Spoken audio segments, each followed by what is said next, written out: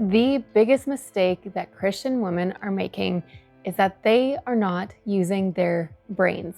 That is going to sound extremely condescending, so please hear me out when I say this, because we are really good at spending a lot of time, a lot of effort, a lot of energy. But you know those videos where you see a dog running on shiny flooring? What would it be? Like on tile, or I don't know, just on super smooth flooring. Name's not coming to mind, but you know those videos where you've got a little dog running on a floor and it's just running in one spot, right? Putting out a ton of energy, but getting nowhere until it like finally gets traction and can take off. That came to mind because we just watched a bunch of funny animal videos because that's what our toddler loves. So when you have this situation going on in your own life, and I'll talk from my experience because this is totally where I was for 10 years, trying to get traction, putting out a ton of energy and getting nowhere because I never took the time during so many of those years to figure out what it was that was keeping me stuck. I was stuck in thinking that I had to do life like other people were. And then I would be frustrated at other people because they weren't changing in the direction I wanted to grow or go. And so then I would be upset with them without realizing that I was upset with them, but I was, or I would be judgmental because I wanted to get going in a certain direction and felt like, oh, I can only do this with a group. So I wasn't tackling that thought. I wasn't tackling the thoughts and the beliefs that I had about God, thinking that it just a simple thing like thinking that, well, if this calling really is from God, then it should be easy. And so if it's hard, then I must be wrong, or I must be doing something wrong, or maybe this isn't really from him. So there was like this tug of war with God rather than resting in that I'm his child and that I get to play my part in his kingdom. I get to come up with ideas. I get to figure it out. I get to make mistakes. I get to have fun with the process, and I get to do what I want to do, and I can be picky about it. I can also totally move where and change how I'm doing things according to how he's convicting me. But even in that, there's another belief that because we don't use our minds, we don't challenge what we think God is calling us to do. So, you know, over years you realize you are kind of like going in line with what you think God's telling you without actually asking him and saying, is this what you're telling me to do, or is this like what I think I'm supposed to do? And then another problem, because we don't use our minds, is that we get stuck in like habits where we, you know, okay, so for example, we get I've gotten stuck thinking I'm allowed to spend hours and hours and hours sorting and organizing and figuring out my own home, but I'm not actually allowed to, like, it was so uncomfortable for me to give time to creating a video or to actually like moving from point A to point B. I was like, I wasn't allowed because this is because of like what I believed about myself and about Christians and about God. Then I felt like I wasn't allowed to actually set a goal and reach that goal. I believed it had to be a struggle and that it was godly for it to be a struggle. So crazy. But I believed that. And so I kept creating that reality in my life rather than stopping and saying, okay, wait a minute, what's going on here? And and so it's like, yes, I was using my mind, which was filled with a lot of judgment against myself, a lot of frustration with myself, with others, and even with God, because I it's like I want to do this. I want to do what He's called me to do because of Him. So like, why is this so hard, and why can't it be easier? And so all that to say, one of our biggest mistakes is that we aren't. It's like, yes, we're constantly, this is constantly on our mind, and yet we're not applying our mind and our ability to think through things and to figure things out. We're not using that to, and we're not like or changing what we believe about ourselves and about others. You know what? And actually, on that note, I want to talk about beliefs, because sometimes, like when we talk about beliefs, you may or may not. Who knows where you are in that journey? Maybe sort of beliefs. And I'm not talking about like, okay, I believe that Jesus is the only way to be saved, but I'm not talking about that kind of big belief. We're talking about beliefs where like I believe that no matter how hard I try, I'm not going to succeed in this. That kind of like really deep underlying belief. And sometimes instead of belief, you can switch that word out for convinced. Like whatever you are convinced of, you are going to perpetually make happen. So if you are convinced in your mind that you are unable to do what God has called you to do, if you are convinced that He is angry at you, that He is not pleased with you, that if you're convinced that you are too far behind, that you're never going to be able to succeed at this, that whatever you're convinced of, you're going to make that happen. And so you have to tackle that first. And it leaves a lot of us, like some people can just, it's like they don't have these glitches in their brain where they are stuck. And so they're just able to like, God calls them to do something and they just go do it because they're not like, they don't have all these hangups. And they might have that in different areas because we all do, but they don't have it in this area. But if you're like me and you've been stuck trying to get somewhere, trying to do your kingdom work, and you haven't been able to do it, then there's a really good chance that there's something going on in your mind and in your heart where you are just believing something specific that is super unhelpful and it's keeping you stuck. And so if you start to apply your mind, and it's a really simple way to do this, to realize like what is it that's going on in your heart and mind, is that just do the thing that you know you need to do to move closer to the work that God has called you to do. And just that process of moving forward is going to naturally bring up what is in your heart. I hadn't thought of this before this video, but one of my favorite chapters in the Bible is Deuteronomy 8, where God is talking to and about Israel, and he's saying that I brought you into the wilderness and I'm training you and teaching you like a father to bring up what is in your heart. I can't remember exactly what is all said, but it's a really good chapter because he's like, I'm bringing you through this experience to bring up what is in your heart so that we can deal with what is in your heart, because that has to be dealt with.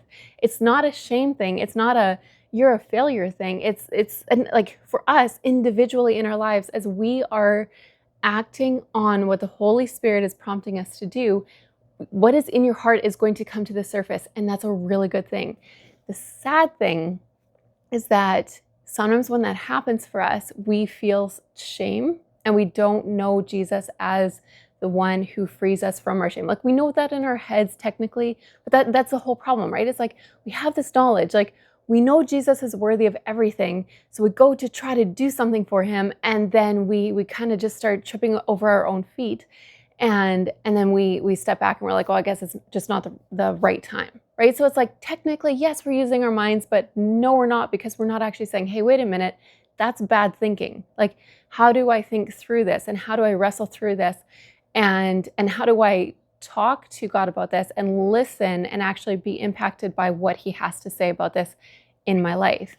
And so just that hurdle of not being able to get over our own like emotional and intellectual feet, because we keep tripping over ourselves, our inability to work through that keeps a lot of Christians stuck, where they want to walk in obedience and yet we're just stuck, right? So we're in this place of tension and frustration where we want to do something, but we don't feel like we can, or we believe that God is just disappointed, or whatever it is that you're believing, right? So really, really, really important to work through this. And like I said, just start doing the thing that you know you need to be doing. Like take those first steps, and simply taking those steps. And I'm not saying like the whole working hard, it's not just about like working hard, right? Because you might say, well, I've been working really hard for a really long time and it's getting me nowhere. I'm not saying, okay, because sometimes, for example, like we might be working really hard and it could like, okay, for example, sorry, it's like, for example, I'll just keep saying for example until I think of an example that I want to talk about. I'm going to say it again. For example, when I was trying to start the YouTube videos, I felt like I needed to clean my home, and that I can't do it until my home is like totally clean, totally tidy. Yeah, clean and tidy. And I thought I tripped up on one of those words. And then so it's like I was working hard, but I was constantly trying to work on calming the chaos that was in my home. And because it was like I just basically I had to learn how to take forward steps on the YouTube videos regardless of the state of my house. And then as a reward, I could be like, okay, well now I can just go and clean my house and have fun with that, knowing that I just like did this huge uncomfortable step of actually moving forward with the YouTube videos. And so sometimes like what we'll do, or when I say like move forward, I'm not just saying try really hard at what you've already been doing and just like try harder at whatever that is, because sometimes even in that, when we're like the thing that when we're in this like chaos bubble where we're really stuck and we're ping-ponging all over the place, we're trying hard and we're like, God, are you not seeing this? Like I want to do this for you. I'm trying to figure out life out. I'm trying to move forward in this. Why can't you just give me a reprieve? When it could be that there's like, on one hand, you might believe that you're not allowed to succeed. And so the chaos and the struggle and like a full having a full home or a full schedule or just like the busyness has become the strategy to keep you safe being stuck, so that you can't move forward. Because if you move forward, oh no, that's like super unsafe and super scary because of what's going on in our head and in our hearts, which is what this whole video is about. It's our problem is that we're not actually thinking through that, and we're not dealing with what is going on the inside of us. And we haven't really made that, like that hasn't really been a good Christian thing to do, right? It's like, don't focus on yourself. Problem is, sorry, I know I'm all over the map with this video, but problem is that because we haven't dealt with what's going on the inside, then we become the mess that is like, it's like we're trying to just like blunder through, and we're trying to help people, and we're trying to do what's right before God without actually dealing with the things that are going on the inside of us. And it just becomes messier and messier and messier. So I am a huge advocate of dealing with what is going on the inside of you. I do not believe that you can successfully move forward without, because it's like this two-step process, right? You take action, the right action in the right direction, and then when you take that action, and then this like thought comes up, right? And you're like, oh my goodness, I'm freaking out because I'm not supposed to do this, or I'm not allowed to win, or I'm not allowed to succeed, or I'm not allowed to do something other than what the group that I'm in is doing. That was a big belief for me that I had to work through, because it was like, I'm not allowed to be a Christian woman and make money. I'm not allowed to, it's just like, I'm just not allowed to succeed, or this fear of, if I do this, then I'm just going to, there's too much brokenness in me, and I'm going to end up hurting and breaking other people, or I think I'm going to be really good at this, and then just only find out from other people that I'm just like failing miserably while I'm thinking I'm doing okay, or that I'm like succeeding in something. And so it's just all these like intertwined beliefs that are going on. And oh no, sorry, I think I probably bunny trailed off of another thought. I think I sometimes have like ADHD when I make these videos, because I'm like, oh, there's that thought and that thought and that thought. So I will slowly get better at doing that. But okay, so to wrap this up, I'm trying to think of if I actually followed through on the last example that I was giving, but I don't remember. So I'm going to catch it when I'm editing. Okay, so to sum up, well, actually a really good action step for you is to click the link below this video, and you can sign up for my free 5-day mini course that is going to help you take that first step to like in the right direction, that's to actually get you doing your kingdom work, whatever that is. I'm totally here to help you take just that first step. And then what the course is also designed to do is to help you deal with what are the thoughts that come up. Because as you move forward, it's like you take a step, you have this internal belief and thought that is whatever it is, that it's totally, completely unique to each person. But then it comes up, and instead of running away, you step into it. You talk to God about it. You sit with it for 3 days or 3 weeks if you have to. whatever you do, you don't run away from it and ignore it. And you don't like whatever, because a lot of these, it's just unhelpful beliefs that we have where we feel like, oh, it's just the wrong time, so I'm going to lay this thing back down. When the Holy Spirit might actually be saying, now is the time for you to pick this up. Let's do this.